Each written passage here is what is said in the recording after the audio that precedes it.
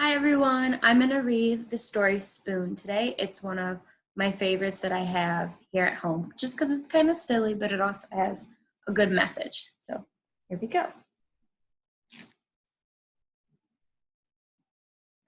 This is Spoon. This is Spoon's family. On Sunday, Spoon goes to visit his Aunt Silver. He has to be on his very best behavior there. She is very fancy and proper. Goodbye, darling. Ta-ta. At bedtime, Spoon likes to hear the story about his adventures of his great-great-grandmother who fell in love with a dish and ran off to a distant land. Reading him a story before he goes to bed. Lately, though, Spoon had been feeling pretty blue. What's wrong? Asked his mother. You look a bit out of shape. It's just that, I don't know. All my friends have it so much better than me.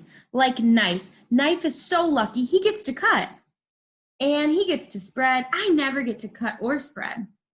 Yes, Knife is pretty spiffy that way, isn't he? This is Mom. And Fork. Fork is so lucky. She gets to go practically everywhere. Fork does get out and make herself useful, doesn't she? See all the things Fork can do in all the places.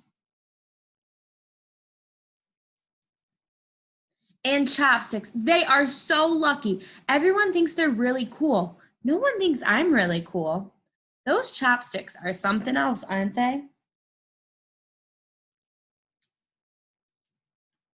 Meanwhile, if only Spoon knew what his friends were saying at that very minute. Spoon is so lucky, said Knife. He's so fun and easygoing. Everyone's so serious with me. No one is ever allowed to be silly with me, like they are with Spoon. Cling, cling, bang. Making a drum out of the pot with the spoon. Spoon is so lucky, said Fork. He gets to measure stuff. No one ever does that with me. Do you think you would be able to measure stuff very well with a fork?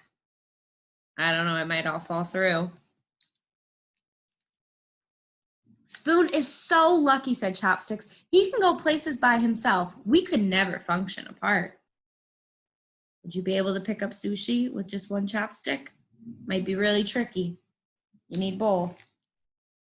That night, after bedtime story, Spoon's mom turned off the light, tucked him in, and said, You know, Spoon, I wonder if you realize just how lucky you are. Your friends will never know the joy of diving headfirst into a bowl of ice cream. They'll never know what it feels like to clink against the side of a cereal bowl. Clink! And they'll never be able to twirl around in a mug or relax in a hot cup of tea. Ooh, hi, he's saying to the tea bag. Spoon hadn't thought of it in that way before. He lay awake in bed for a long time. His mind was racing. He felt so alive. There was only one thing to do. I can't sleep. Come snuggle. Come, Spoon. And so,